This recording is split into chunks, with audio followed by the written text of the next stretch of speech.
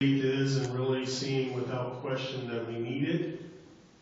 And I mean, we all should have some faith, even if it's small amount. Even if you feel like that this is ever going to stop, this is never going, how am I going to get through this? These things that are taking place in my life, God gives us that faith that we need.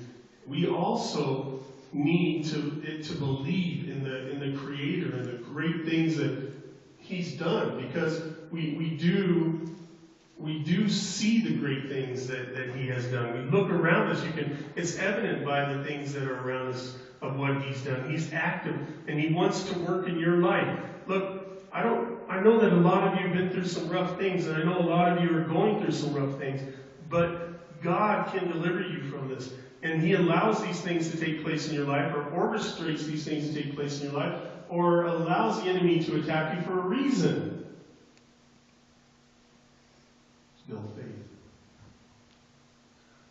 You see, He wants to work in your life. Do you have the faith to depend on Him, to believe in Him, to rely upon Him, and not to rely upon yourself? And this is really hard for a lot of men, because we come to that place where we say, we got to take care of our wives. We got to take care of the bills. We got to take care of things. We need to handle this. And yet God says, let me take care of your bills. Let me take care of your things. Let me handle this.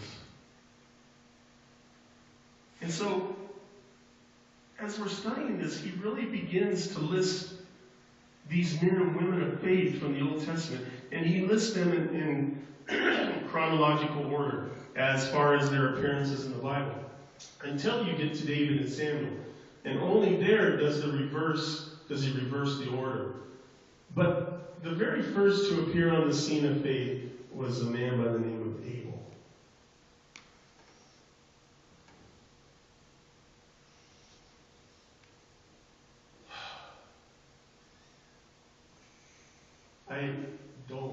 I love teaching God's Word. Love it. There's aspects of it that are hard to teach. And this is one of those. It's hard for me to teach. The first to appear was Abel. He offered unto God, it says, by faith Abel offered unto God a more excellent sacrifice than Cain, by which he obtained witness that he was righteous. God testified of his gifts, and by it he, being dead, yet speaks. In other words, the example speaks to us today of Abel. He offered his sacrifice to God through faith, through belief. It was because of his belief, or his faith, that it was declared by God to be righteous. There has been a lot made over the sacrifices of Cain and Abel, and how that Cain, being a farmer, brought the fruit of the ground unto the Lord, and probably brought some of the produce. Probably brought some of the produce that he had cultivated. Whereas Abel, being a herdsman, he brought a lamb unto God as a sacrifice. So when they offered their sacrifices unto the Lord accepted Abel's sacrifice, but He rejected Cain's sacrifice. So now, just how this was demonstrated, we don't know. But when Cain saw that the offering was rejected and Abel's was accepted, he was angry with God and at rejecting his sacrifice, at rejecting his offering. And so the Lord said unto him, why are you angry that your offering was rejected? If it was rejected, it was because sin lies at the door. And declaring basically that if you would have offered it properly, it would have been accepted if his heart would have been right. So there's been a lot made over the fact that one was a blood sacrifice and the other was not a blood sacrifice. But an offering of the fruit of the ground, many have suggested that it is the reason why God accepted Abel's, because he offered a blood sacrifice and rejected Cain's, because it was really the product of the works of his own hands that he brought to the Lord. And a lot has been made over that. But in the commentary here in Hebrews, it actually tells us the reasons why one was rejected and the other was accepted. It says right here, is one was offered in faith and the other was offered not with faith, just the works of man's hands. So God is really showing us here a biblical reality that he has shown from the very beginning. That we see here that at the very beginning there was a tribute, a tithe given to God. At the very beginning. They gave of their first fruit, their fruits of their labor. And so they realized from the very beginning that God has given them life. And that he has given them the fruit and the harvest of the ground. And that he has given them the flocks and the animals and the harvest. And he has given them the ability to gather those fruits and the grains. And he has given them the ability to raise the flocks. That everything they have is from the Lord. Do we realize that? That everything we have is from God. Do we understand that our life, our breath comes from God? That he has given us our ability to work, to make a living, no matter if you're a dishwasher or you're a construction worker, whatever you do. Even if you're not working, he's giving you the ability to help. He's giving you the ability to walk. He's giving you the ability to speak, to study, to live. And so, during this time of worship, during the time of worship, they would give back a portion of what God has given them. So Abel went out to his flock, and he picked out the best lamb. The most perfect lamb, the one that was a prize lamb that you could have put into a show and won a blue ribbon, that was without blemish. It was a perfect lamb. And Cain went to the crops and he gathered some fruit and he gathered some grains and he took them.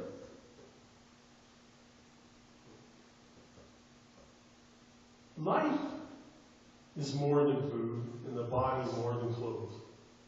If Abel's sacrifice was more important than Cain's, then why was that? What made it so? And the reason here really suggests is that it came from the heart, made righteous by faith, believing. You see, Abel gave the best to God. He gave a quality gift expressing to God appreciation for all that God has given him. He didn't hold back, but he gave his best. If Abraham's faith was credited to him in righteousness, so also was Abel's. Sacrifice is acceptable to God, not for its material content, but in so far as it is an outward expression of a devoted and obedient heart. We know, and we have known, that we are to give back to the Lord a portion of what he's given. The word tithe in the Bible is a tenth, is what it means in the Hebrew. But it's a portion of what he's given, and we cannot use the excuse, well, I don't have enough. Because in actuality, you don't have enough not to give. I mean, I don't care if you make $1 a week, you can give 10 cents back to God. And if you don't make any money, you have that quality of time, you have that quality of effort, and so forth. But you can't even use that as an excuse. You can't say, I've had Christians come to me and say, well, Pastor, I give. I said, I'm going through some financial problem. Are you tithing? No. Well, okay, there's where we first start. Okay, that's where we first start to get out of financial distress. Number 2 is this. They say, well, I give 8% of my time and 2% of my funds. Well, that's not what God's talking about. Those are offerings, the time that we give and stuff. Unless you're not working and stuff, those are offerings. But the tithe is actually to the storehouse, or where you get fed, to your local church, to the place that you go to get fed. I'll show you this in a minute. Look at this. Abel gave the best. He gave a quality gift. He expressed that appreciation for everything that God did for him. And so we know And we have known that we are to give back to the Lord a portion of what He's given. And we can't use these excuses when we don't have enough. Well, I'm not able to. I got too many bills. I got to take care of this. I got to take care of that. Remember the widow's mite. We all know this story, I hope. But if you don't, this is what happened. People are giving. One guy comes in with a bag of money, gives a bag of money that was worth probably thousands and thousands of dollars. And this little widow come up and she gave a mite, which is worth a quarter of a sin. And Jesus looked and said, that woman there that gave that quarter of a sin, that is more appreciated and more of a good offering to God than that thousands and thousands of dollars that made. You know why? Because she gave from her heart. Thank you, God. This is all I have. Thank you. Thank you for giving me this. It was the heart. He doesn't need your money. I need your money. Crossroad needs your money. But yeah, sorry, that's the way it is. But God doesn't. When you give to a ministry such as this, you become an extension of that ministry. When we buy Bibles and hand Bibles out, you're handing Bibles out. When we pay rent and open these doors and you have heat and you have water and you have electricity and you have bathrooms, you did that. When we support pastors in Nicaragua or we send kids or young adults, which we're going to be doing on mission trips, you've done that.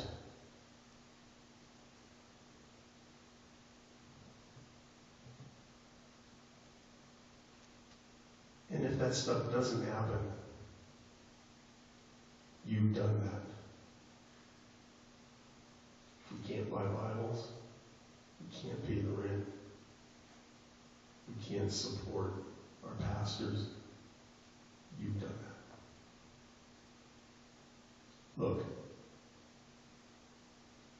many of us have been blessed, and yet we can give our best, but we don't. We are not told just how God made known to the two brothers his acceptance of one and rejecting of the other. Genesis 4:7 indicates that when Cain learned that his offering was unacceptable, he grew very angry and he grew rebellious. And you know what happened? He went out and murdered his brother. And so revealed this attitude of the heart towards the sovereign choices of God. Cain's murder of his brother showed his stubborn rejection to the opportunity that God gave him to repent. He gave him to offer again. He gave him a chance. And he rejected it because of the heart of pride that he had, that heart of self-sufficiency that he had, that heart that he laid behind. He didn't give his best. He gave God his leftovers. He took care of himself first. He took care of his family. He took care of him. And then he gave whatever was left.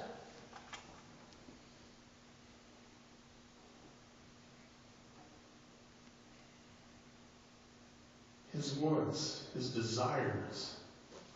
And then out of obligation to God, he gave what was left, not what was first. And that's a bad attitude of heart. Shouldn't give out of obligation. Should be so thankful for what God has done in your life. So thankful that you give.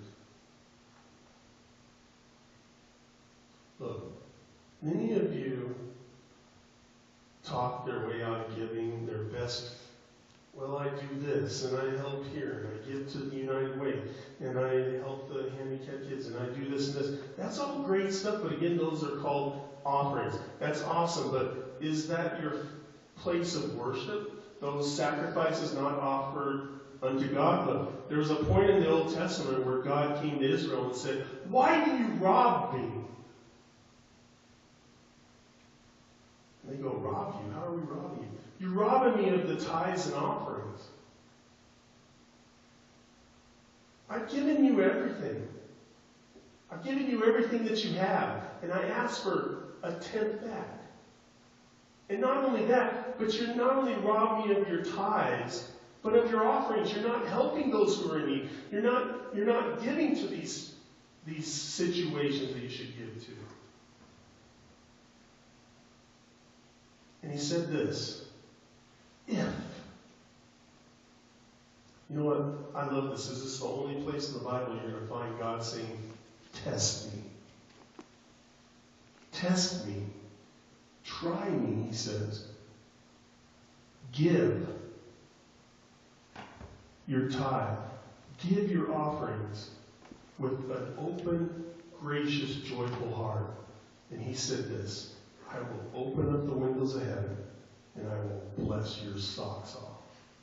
Well, he didn't say socks, but basically what he means is, I'm going to bless you immensely. You may not become a millionaire or have lots of money, but you know what? He's going to bless you with family. He's going to bless you with health. He's going to bless you with work. He's going to bless you with relationships. He's going to bless you with these things.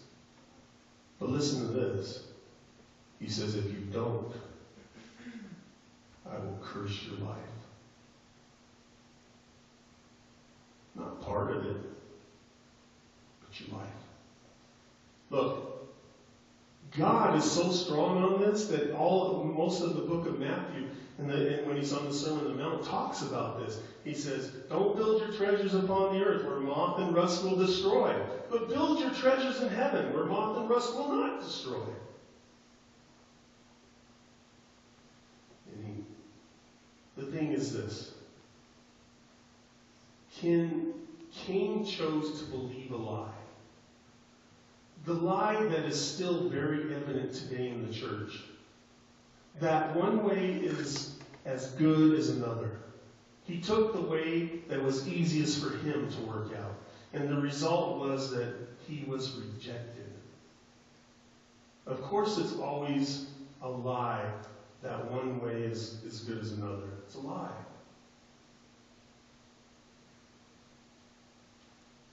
That never works in anything. And if you can't get a hold of being thankful to God and giving back to God, your Christian life is always going to be a struggle. Your worship's going to be a struggle.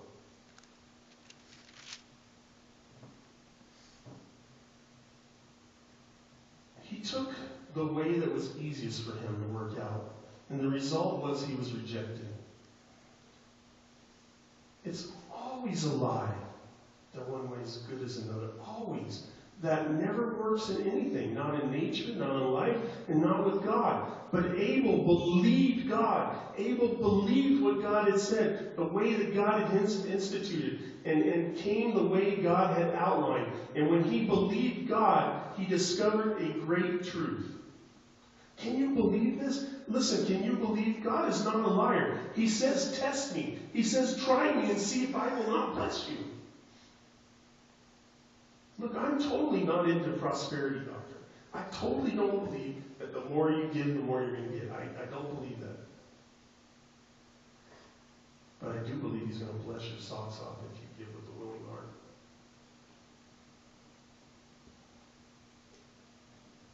But he discovered this great truth. The truth that man cannot have God's ability until he has prepared, until you are prepared to recognize the poverty of your own. Until you can realize, I have nothing, I am nothing without God. You may have been going through your life, struggling, things have been happening to you, there's confusion in you, there's maybe you're not prospering in certain areas. There's strife, there's struggle. You just don't understand the meaning of life. Things are taking place. Things are happening. And we're not understanding why. There's this great song that we sing called Holiness is What I Long For. Holiness is what I need. Righteousness is what I long for. Righteousness is what I need. But this is the one that Christians have a hard time with. Brokenness is what I long for. Brokenness is what I need. God to destroy that pride in your life, to think that you're almighty and you're self-sufficient and you can handle things on your own. He has to knock us to our knees.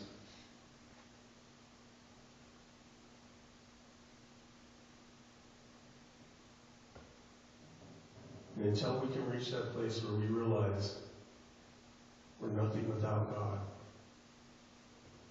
things aren't going to change. You see, you have to realize and be prepared to recognize the poverty of your own. That's what a blood sacrifice teaches you. There must be a life laid down before one can have life. There must be a life laid down before one can have the life of God. That is the point. You cannot have His ability for your problems until you are first ready to lay aside any dependence upon your own. Until you're ready to say, God, I give you my life completely. Not parts of it, but I give you everything. And somebody that truly does that is someone who's going to truly follow. Someone who's going to pick up their cross daily and they're going to follow the Lord. Not just be a Sunday Christian. If we learn this now, this is the greatest truth that man can ever learn. And if you will learn here, as some of us are learning it now, what a difference it's going to make in your life. What a difference it's going to make in this church. What a difference it's going to make in this community. Because you see, Abel was the first man to learn this truth. The writer says he is still speaking to us, and we still need to listen. The issue with giving brothers many, and yet, the issue in giving money is the very thing that keeps many people from heaven. God says this, that it's easier for a camel to walk through the eye of the needle than it is for a rich man to get to heaven. And the reason is because we get so caught up in monetary things, so caught up in material things, so caught up into money that it becomes our God. Do you understand how awesome it is to be able to say, God, I don't know how I'm going to pay this bill, but you know. I don't know where my rent money is coming for next month, but you know.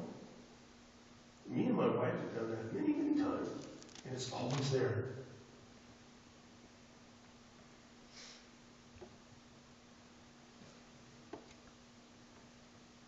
Look, God has a purpose for His church. He has a purpose for His people, and He desires to use what He has given you to accomplish that. He didn't give you what you have so that you can go and be all that you can be in the army. I'm not saying that because you're joining, but that's what the army teaches you. You remember that Coke commercial from years ago? I told you this before, but I remember in the 80s or the 70s, and they say they would all get up on this big mountain and they see all these people, hundreds of people, and they go, I like to teach the world to sing in perfect harmony. You really think Coke is going to bring harmony to the world? Come on. Or McDonald's that says, have it your way, have it your way. Or that's Burger King, sorry. Yeah, I mean, come on. Like, this is going to save you. This is what we're learning, though. And we're learning that we need to get a good education. We need to go to work. We need to make lots of money. We need to bank that money. But you're going to die. They don't tell you about that part. You see, God gives you what He gives you for His purpose, not for yours. Of course He wants to give you good gifts, and of course He wants you to have fun, but He gives you these things so that you will use them to glorify Him, because He wants your life to glorify Him, because the purpose of Him making you was so that He could love you, and so that you could serve Him, so that you could glorify Him. You understand this? It's not about you at all. And until you get the I out of your life, this isn't going to change. Jesus said this, where your treasure is, there will your heart be also.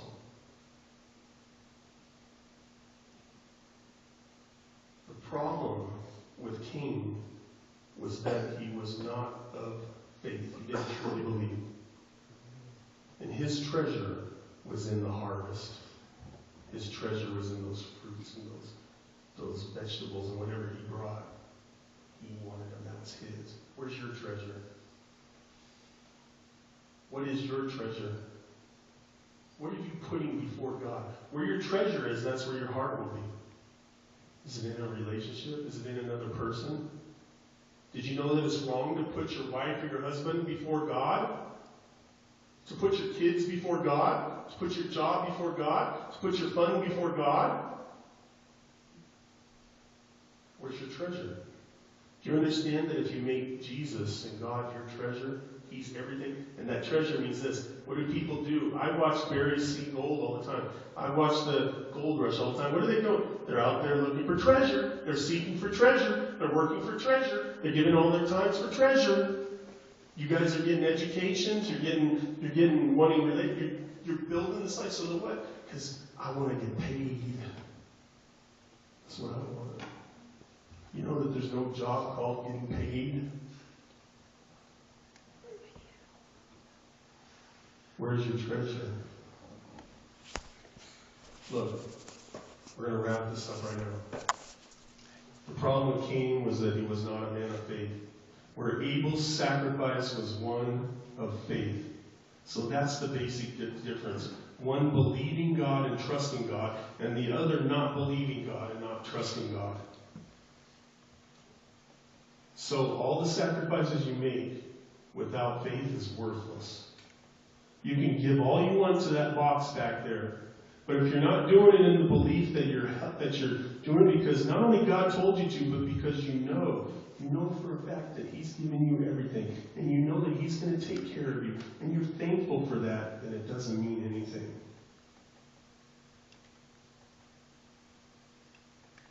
If you help that person because you think you're going to get little jewels in your crown. And by the way, I don't know if you knew this, but all the people that had the jewels of crown in Revelations threw them at the feet of Jesus and said, "We didn't do this, you did it."